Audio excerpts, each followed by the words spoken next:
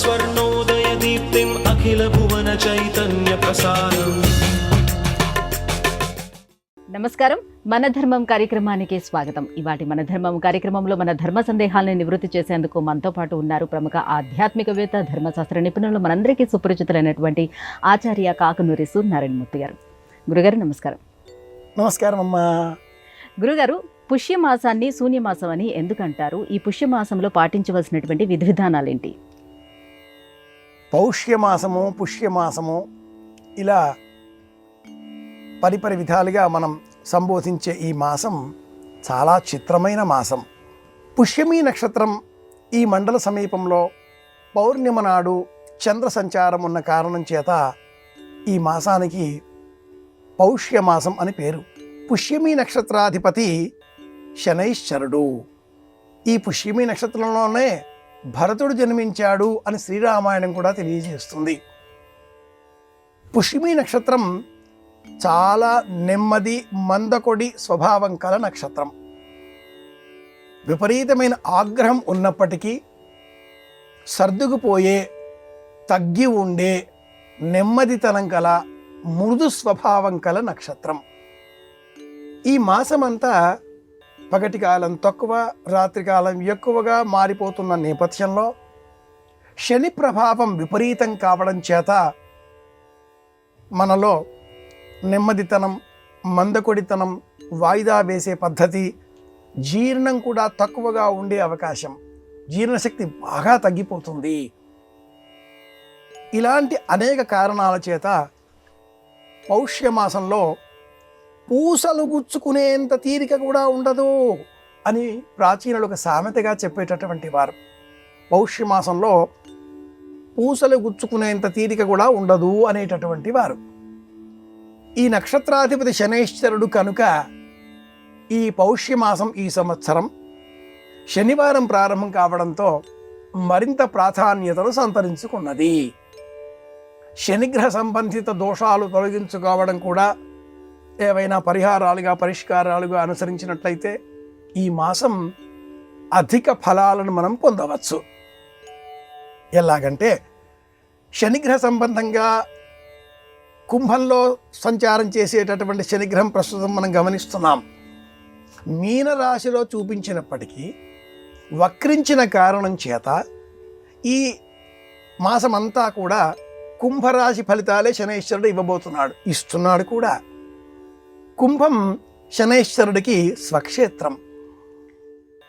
ఇలాంటి అనేక కారణాల చేత ఈ మాసం అంటే పౌష్యమాసం శనివారం ప్రారంభం కావడంతో శనిగ్రహ సంబంధితమైన దోషాలు కల అనేకులు ప్రధానంగా మకరం, కుంభం, మీనం, కర్కాటకం, కన్య ఈ రాశుల వారు, సింహరాశి వారు కూడా, ధనురాశి వారు కూడా, అర్ధాష్టమ శని ఈ రాశుల వారందరూ కూడా శనిగ్రహానికి సంబంధించిన దోషాలు ఏమైనా ఉంటే పరిహారాలుగా తగ్గించుకోవడం కోసం నువ్వుల నూనె దీపాలు వెలిగించడం, నువ్వులు దానం ఇవ్వడం, శనివారం మౌన వ్రతాన్ని పాటించడం, శనివారం శివారాధన, ఆంజనేయ ఆరాధన చేయడం ఇలాంటివి పాటించినట్లయితే ఈ పౌష్యమాసం విశేషమైన పుణ్యఫలాలను మనకు అందిస్తుంది. ప్రత్యేకంగా శనిగ్రహ సంబంధితమైనటువంటి మాసాధిపత్యం కావడం, పుష్యమీ నక్షత్రం కావడం ఇలాంటి కారణాల చేత ఈ మాసం మనం ప్రత్యేకంగా స్వీకరించాలి. గురువుగారు, శిశుపాలుడు 100 అపరాధాలు క్షమించిన శ్రీకృష్ణుడు తిరిగి అతన్ని వధించడం ధర్మం అంటారా? శిక్ష అలాగే క్షమ వీటి మధ్య ఉన్నటువంటి సరిహద్దులేంటి? 100 తప్పులు శిశుపాలుడు చేశాడు, 100 లెక్కిస్తూ ఉన్నాడు కృష్ణుడు అనేది ఆధునిక కాలంలో వచ్చిన ఆలోచనలు. అలా కాదక్కడ భారతంలో, వ్యాస భారతంలో ఇలా చెప్పబడలేదు. శిశుపాలుడు దోషాలు చేస్తూనే ఉన్నాడు, అసంఖ్యాకంగా అయ్యాయి. అంతేకాని 100 అన్న శబ్దం వ్యాసభారతంలో లేదు. ఒక్కల లెక్క పెడుతూ కృష్ణుడు 97, 98, 99 అనేది కూడా భారతంలో ప్రాచీన రూపంలో లేదు. అగ్రపూజ ధర్మరాజు రాజసూయాధ్వర సమయంలో కృష్ణుడికి ఏర్పాటు చేసినప్పుడు నిందించాడు శిశుపాలుడు. సభలో నిందించడం మహాపరాధం. అక్కడే ఉన్న భీష్ముడు కూడా వారించే ప్రయత్నం చేస్తూ ఈ బాలుడు శిశుపాలుడు అనే సంబంధం కూడా ఒక సంబోధనగా చేస్తాడు అక్కడ. కృష్ణ ఈ శిశుపాలుడు బాలుడు అనవసరంగా ఏదో అంటూ ఉంటాడు. వాచ్యంగా చెప్పడంలో దోషాలున్నాయి, అనవసరంగా సంభాషణలు చేస్తున్నాడు అన్న శబ్దం కూడా ఈ పద్యంలో మనం తిక్కన్న గారు ఎంత అద్భుతంగా రాస్తారో. అనవసరంగా వృధాలాపన చేస్తూ అసందర్భ ప్రలాప పేరితంగా వచ్చే ఈ మాటల ద్వారా పిల్లవాడు అంటూ రెచ్చగొడతాడు. ఈ శబ్దాలు అందులో ఉన్నాయండి, నిజమే. అసందర్భ ప్రలాపం ఇక్కడ నిశ్శబ్దంగా ఉంటే పోయే చోట, నేరము శిక్ష అన్న పదాలను చూసినప్పుడు తెలిసిన వారు చేస్తే ఆ నేరం తీవ్రత ఎక్కువ. శిశుపాలుడు ఎవరో కారు, మేనత్త కుమారుడే, బంధువైనా కూడా సభలో నలుగురి మధ్యన దూషించినప్పుడు శిక్షార్హుడే. కృష్ణుడు ఇలా మొదటిసారిగా ఎవరినో శిక్షించినట్లుగా మనకు దాఖలాలు లేవా? అనేకం ఉన్నాయి. కృష్ణుడు జన్మించిందే దుస్సశిక్షణ కొరకు, శిష్ట రక్షణ కొరకు. దుష్టులను తాను స్వయంగా శిక్షించాడా? చాలా చాలా తక్కువ ఉదాహరణలు కనిపిస్తాయి. ఇతరుల చేత తన సంకల్పాలు సాధించుకున్నాడే కానీ తాను స్వయంగా తన కోసం అన్నట్లుగా ఉన్న ఏకైక దృశ్యం శిశుపాల వధ. ఇందుకోసమే మాఘుడు అనే మహాకవి సంస్కృతంలో ఒక గొప్ప కావ్యమే మనకు అందించాడు. ఆ కావ్యం నామం శిశుపాల వధ. వధ అన్న శబ్దం ఉన్న కారణం చేత ఈ కావ్యాన్ని అలా పిలవకుండా మాఘము అని మనం పిలుస్తూ ఉంటాం. మాఘే మేఘే గతం వయః అనే నానుడు ఇక్కడే పుట్టింది. నేరము శిక్ష అన్నప్పుడు తెలిసి చేసినా తెలియక చేసినా నేరం నేరమే, శిక్ష పొందక తప్పదు. ఈ సందేశాన్ని మనకు ఇవ్వడం కోసమే శిశుపాలుడిని కృష్ణ పరమాత్ముడు సంహరించినట్లుగా ఈ ఘట్టం మనకు తెలియజేస్తుంది. పొరపాటుగానైనా తెలియని వారు చేస్తే తీవ్రత కొంచెం తక్కువ. చిన్ననాటి నుంచి కృష్ణ పరమాత్ముడిని చూచి ఎదిగి పెరిగిన శిశుపాలుడితడు. కృష్ణుడి కళ్యాణం రుక్మిణీదేవితో జరిగిన సందర్భంలో పరాభవం పాలు అయిన కుటుంబాలకు సంబంధించిన వ్యక్తి ఈ శిశుపాలుడు. శిశుపాలుడు, జరాసంధుడు, దంతభక్తుడు వీళ్ళందరూ కూడా ఒక యూనిట్, ఒక సమూహం అనుకున్నప్పుడు వీరందరూ కృష్ణుడి మేనత్తల కుమారులే. వీరందరూ కృష్ణుడితో బంధుత్వం బాంధవ్యం కలవారే. కానీ నేరం నేరమే, శిక్ష శిక్షనే. అందుకోసమే కృష్ణ పరమాత్ముడు ఉపేక్షించకుండా శిశుపాలుడిని అంతం చేశాడు. కృష్ణుడు ఎవరో లోకానికి ప్రత్యక్షంగా చూపిన నిదర్శనం ఇది. ఈ దృశ్యాన్ని చూచిన తర్వాతనైనా కృష్ణ పరమాత్ముడు ఇటువంటి మహనీయుడు, దేవాధిదేవుడు అన్న జ్ఞానం కలిగి ఉన్నారా? లేదే. కనుక అవశ్యమన భోక్తవ్యం, వారిని శిక్షించవలసిందే. ఇది ద్వాపర యుగాంతానికి దారి తీయబోతోంది. దుర్యోధనాదులందరిలో మొట్టమొదట సంహరింపబడినటువంటి జీవి శిశుపాలుడే అని చెప్పుకోవాలి. ఇది వృత్తాంతం. గురుగారు, తండ్రి దశరథుడి మాట కోసం శ్రీరాముడు రాజ్యాన్ని వదిలి అడవులకు వెళ్ళాడు. ఇది వ్యక్తి ధర్మమా, రాజధర్మమా? ప్రధానంగా రామచంద్రమూర్తి వ్యక్తి ధర్మాన్ని అనుసరించాడు. మొదటి నుంచి దశరథుడు ఏది చెబితే తప్పకుండా పాటించినటువంటి రామచంద్రమూర్తి వృత్తాంతమే శ్రీరామాయణం. విశ్వామిత్రుడి వెంట వెళ్ళవలసింది, వెళ్ళాడు. తాటకపోయిన బాణం ఎక్కుపెట్టమన్న విశ్వామిత్రుడితో మా తండ్రి గారు మీ మాట వినమన్నారు కాబట్టి, తండ్రి మాట వ్యక్తి ధర్మం. శివధనుస్సును వీరుడి కనుక ఎక్కుపెట్టి అది భంగింపబడడంతో సీత మిమ్మల్ని భరించబోతున్నది, ఇదంతా కూడా వృత్తాంతం అనే విషయాలన్నీ కూడా జనకుడు చెప్పగా మళ్ళీ తండ్రి గారికి చెప్పాలి, తండ్రి గారు రావాల్సిందే, వారికి తెలవకుండా ఇవేవి జరగకూడదు కదా. వ్యక్తి ధర్మం. తండ్రి గారు పిలిచారు, రేపే నీ పట్టాభిషేకం అన్నారు, అంగీకరించాడు. వ్యక్తి ధర్మం. ఇవన్నీ కూడా కుమారుడు పాటించవలసిన ధర్మాలు. మళ్ళీ పిలిపించాడు దశరథుడు. ఆ రాత్రే మళ్ళీ వచ్చాడు రాముడు. నాయనా, దీక్ష స్వీకరించాలి, నేలపైన పడుకోవాలి, ఉపవాస వ్రతం కొనసాగించాలి. సరే అన్నాడు రాముడు. వ్యక్తి ధర్మం. మరుసటి నాడు కైక మీ నాన్నగారిచ్చిన వరాల కారణంగా మీరు వెళ్ళాలి అని చెప్పడంతో, ప్రత్యక్షంగా నాకు మా నాన్నగారు దశరథుడు ఈ మాట చెప్పలేదే అని అనలేదు రాముడు. అమ్మా, దానికి ఇంత దూరం మీరు కష్టపడాలా, చెబితే వెళ్ళిపోనా అన్నాడు. మా నాన్నగారి మాట మా నాన్నగారు స్వయంగా కాకుండా ఇంకెవరు చెప్పినా కూడా ఇది మా నాన్నగారి ఆజ్ఞ అని పాటించేవాడు కనుక రాముడు మర్యాదా పురుషోత్తముడు అయ్యాడు. రాజధర్మంగా పాటించినది ఎప్పుడూ సీతను ఆమె కోరిక మేరకు మళ్ళీ వాల్మీకి ఆశ్రమాలకు పంపడం. అక్కడ రాజధర్మం.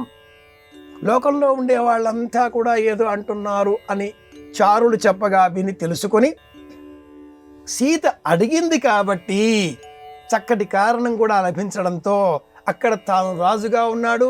రాజరిక ధర్మాన్ని అనుసరించి, అది కూడా స్వంత నిర్ణయం కాకుండా మంత్రి మండలిని పిలిచి భరతుడు, లక్ష్మణుడు, శత్రుఘ్నుడు వారితో సమాలోచనలు చేసి ఏం చేద్దామా అని వారి సలహాలు స్వీకరించి, రాజు ఇతరులతో తనది అయిన ఒక కూటమిని సిద్ధం చేసుకుని వారి సలహాల మేరకు ఏది లోకానికి క్షేమం కలిగిస్తుందో అది అనుసరించేటటువంటి వాడు, ఆచరించేవాడు అవుతాడు.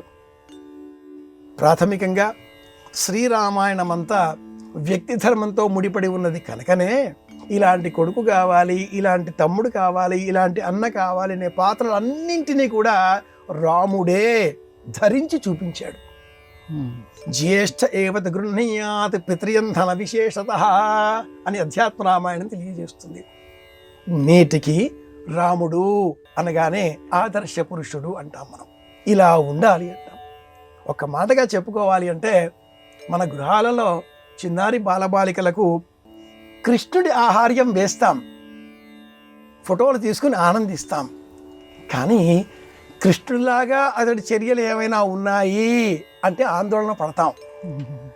రాముడి ఆహార్యం పిల్లలకు వెయ్యం. రాముడు అనగానే అడవులలో ఉండేటటువంటి వనసంచార జీవనంలో ఉండే రాముడే కనిపిస్తాడు కనుక అలాంటి ఆహార్యం చిన్నారి బాలబాలికలకు మనం వెయ్యం. కానీ రాముడిలాగా ఆ పిల్లవాడు ఉండాలి అని కోరుకుంటాం. ఇదే కదా చిత్రం, ఇదే విషయం. గురువుగారు, అంతా ఈశ్వర సంకల్పం అని అంటూ ఉంటారు. కానీ వ్యక్తులు చేసిన తప్పులను ఈశ్వర సంకల్పంగా పరిగణించవచ్చా? ఈశ్వరుడెవరు అన్న ప్రశ్న వేసుకుంటే తప్పు ఒప్పు పరిగణించాలా పరిగణించకూడదా అన్న విషయం మనకు నిర్ధారణకు వస్తుంది. ఈశ్వరుడు మనలో ఉండేటటువంటి వివేచనా శక్తి,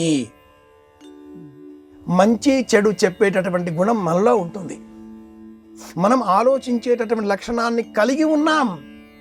శ్రద్ధయా దేయం అశ్రద్ధయాన దేయం శ్రియా దేయం హ్రియా దేయం సంవిదా దేయం. వైదిక ధర్మంలో వివేచన విశ్లేషణ అనేది ఈ బుర్ర చేస్తుంది కదా. ఎవరిచ్చారు? ఈశ్వరుడిచ్చాడు. అంటే ఆయన బయట ఉన్నాడా? మనలో. బయట ఉన్నాడు, మనలో ఉన్నాడు, సమస్త చరాచర ప్రపంచమంతా వ్యాపించి ఉన్నాడు. కాబట్టి ఆయన ఏమనాలి? పరమాత్మ అనాలి. పర ఇహంక అన్నటువంటిది ఆత్మ మనలో కూడా ఉన్నది, ప్రాణశక్తి. ఆత్మ, విశ్వాత్మ, పరమాత్మ, అంతరాత్మ. ఈ ఆత్మ ఈ దేహాన్ని ఇంకా ఆలోచన చేసే సూక్ష్మ రూపంలో అంతరాత్మగా మనకు కొంత ప్రబోధం చేస్తూ ఉంటుంది. అంతరాత్మ ప్రబోధం అంటూ ఉంటారు. మనం చేసే తప్పులు మనం చేస్తూ ఈ తప్పులను ఈశ్వరాజ్ఞ, నేనేమిటి చేసేది ఇలా అనడం ఘోరమైన పాపం. మీ అంతరాత్మ ఉనికిని మీరు గుర్తించినప్పుడు ఆ అంతరాత్మ కొంత ప్రబోధం చేస్తూనే ఉంటుంది. నాయనా ఇది తప్పు, ఇది తప్పు, ఇది తప్పు అని లోపల గోల చేస్తూనే ఉంటుంది. ఆ అంతరాత్మ గొంతు దులిమేసి చేసే పని చేసేస్తూ ఈశ్వరాజ్ఞ నేనేమిటి చేయడం, ఇది ఘర్షణ. దీనినే ఆంగ్లంలో గిల్టీ అంటారు. ఎవ్వరు చూడడం లేదా, మీలో ఉండే మీ అంతరాత్మ మిమ్మల్ని చూస్తుంది అంటూ శకుంతల దుష్యంతుడికి ప్రబోధం చేస్తుంది. ఎవ్వరూ చూడడం లేదని చెబుతూ మెడలో పుష్పమాలిక వేసి ఉంగరాన్ని ధరింపజేసి, కాళిదాస కవిత్వం లేదా నన్నయ్య కవిత్వం, వివాహం చేసుకున్నావు కదా, ఈ పిల్లవాడు బాలార్క సదృశుడు నీ కుమారుడు అని చెబితే నీవెవరో నాకు తెలియదు పో అనడంలో అర్థం ఏమైనా ఉందా? వేదములు, పంచభూతములు, సంధ్య, రాత్రి, అంతరాత్మ, యముడును, చంద్రసూర్యులు, అహమ్మును అను పదార్థములు, ఇవన్నీ కూడా 18 గమనిస్తూ ఉంటాయి కదా. అంతరాత్మ అంటూ శకుంతల దుష్యంతుడికి ప్రబోధం చేస్తుంది. కనుక మన అంతరాత్మ చేసే ప్రబోధాన్ని మనం పక్కన పెట్టి మనం చేసే పనులకు ఈశ్వరుడు బాధ్యుడు అంటే ఆ ఈశ్వరుడు ఎవరు? మనమే అవుతున్నాం. నాలో ఈశ్వర శక్తి ఉన్నది అన్న జ్ఞానం కలిగిన మరుక్షణం ఇక తప్పులు చెయ్యం. తప్పులు చెయ్యాలి, అంతరాత్మ ఉనికిని అంతర్ధానం చేసుకోవాలి.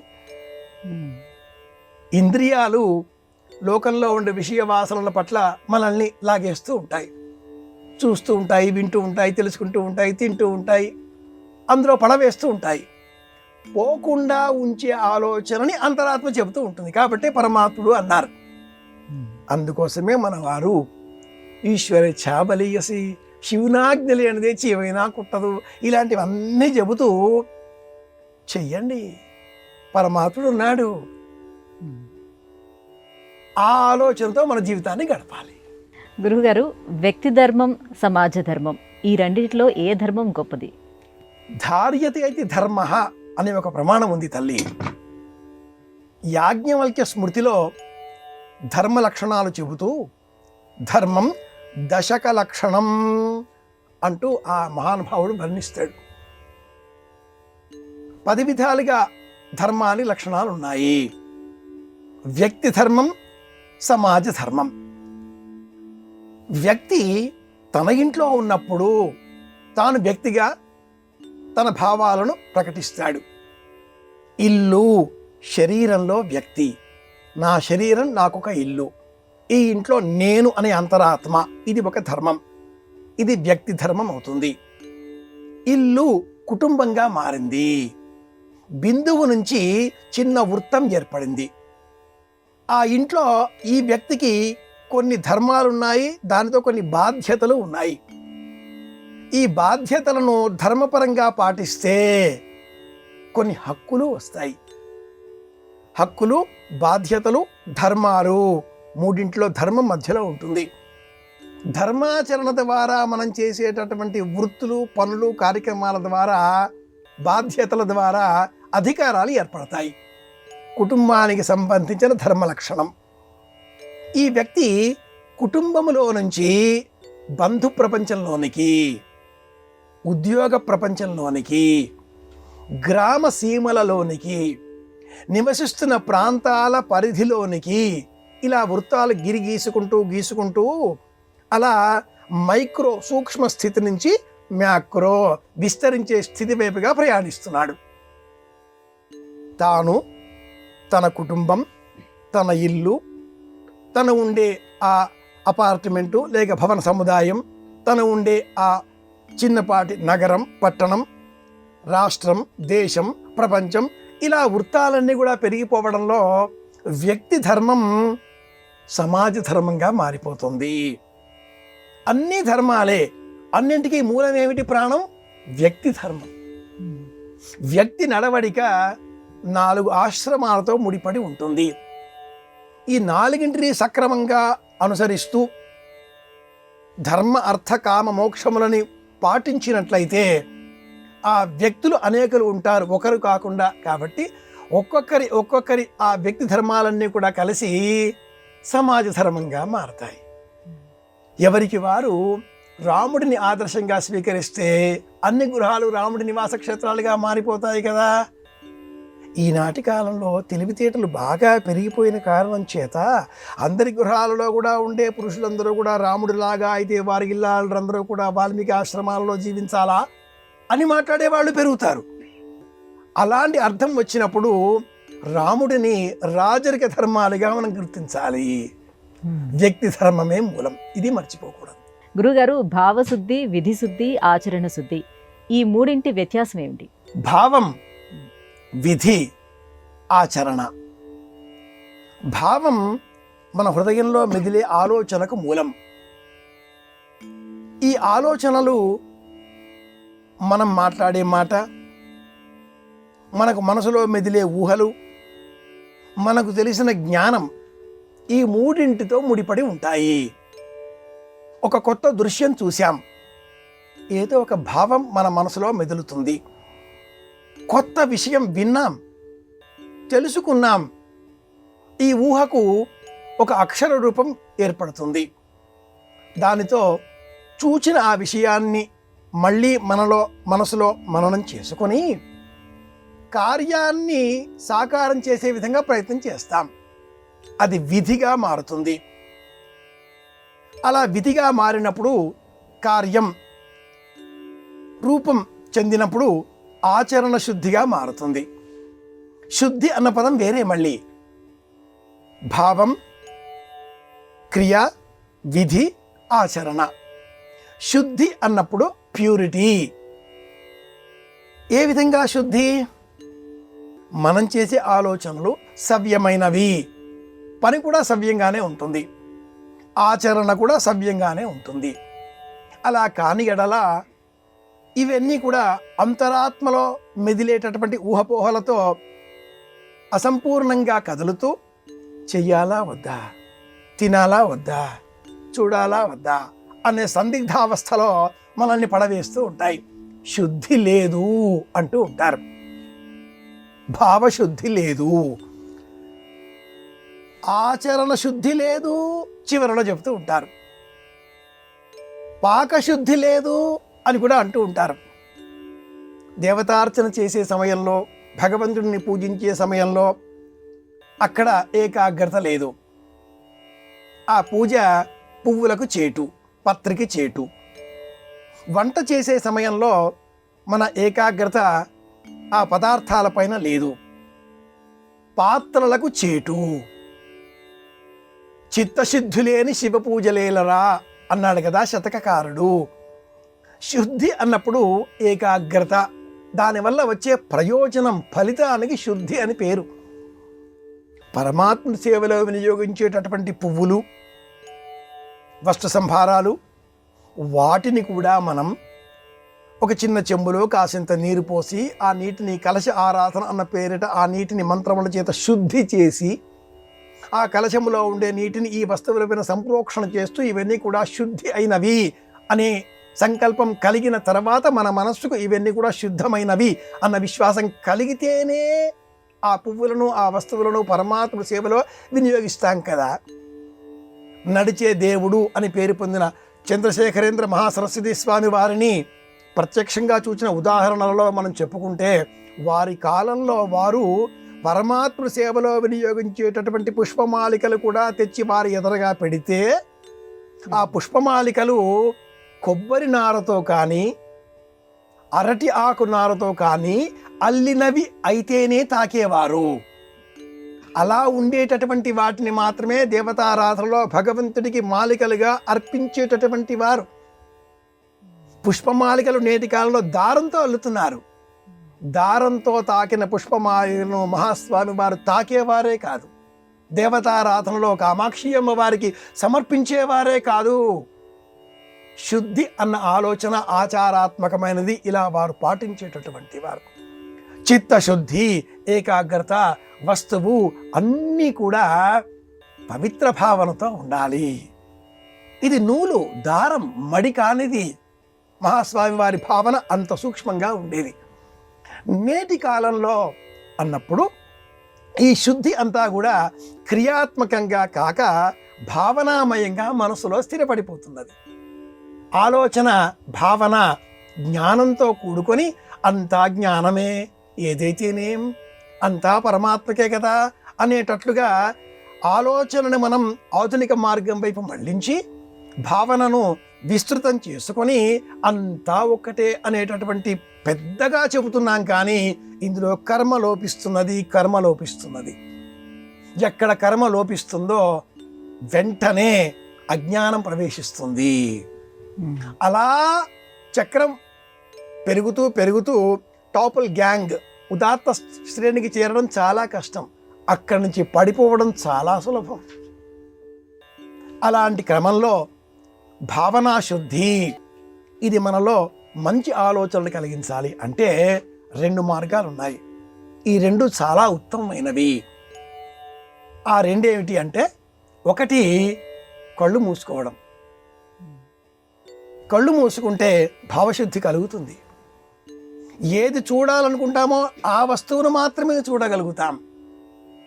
రెండవది మౌనవ్రతాన్ని పాటించడం. ఇందువల్ల ఆ వాక్కు కూడా శుద్ధిగా మారుతుంది. అన్ని శుద్ధి ప్రక్రియలకు చెందినవే అన్నప్పుడు కన్నులు మూసుకోవడం ద్వారా ఊహని గ్రహించే శక్తిని నియంత్రించడం అవుతుంది. నోరు మాట్లాడడం అనేది తగ్గించుకోవడం ద్వారా ఆ ఊహకు అక్షర రూపం ఇవ్వడం కూడా శుద్ధిగా మారుతుంది. మాట మంత్రం అవుతుంది, సిద్ధిస్తుంది. శుద్ధి ప్రక్రియ పరిపూర్ణం అవుతే మనకు లభించేటటువంటి ప్రయోజనం సిద్ధి. అందుకే వాక్ శుద్ధి అన్నారు, పరిపూర్ణమవుతే వాక్ సిద్ధి అంటారు. ఇది విషయం. గురుగారు, ఇవాళ మన ధర్మము కార్యక్రమంలో మాకు వచ్చినటువంటి ఈ ధర్మ సందేహాలన్నీ కూడా నివృత్తి చేసినందుకు ధన్యవాదాలండి. కృష్ణార్పణం. ఇది ఇవాళ మన ధర్మం కార్యక్రమం. రేపటి మన ధర్మం కార్యక్రమంలో మళ్ళీ కలుసుకుందాం. నమస్కారం. ఈ కార్యక్రమాన్ని తిరిగి చూడాలనుకుంటే www.youtube.com/ETV Life Spiritual లో చూడవచ్చు.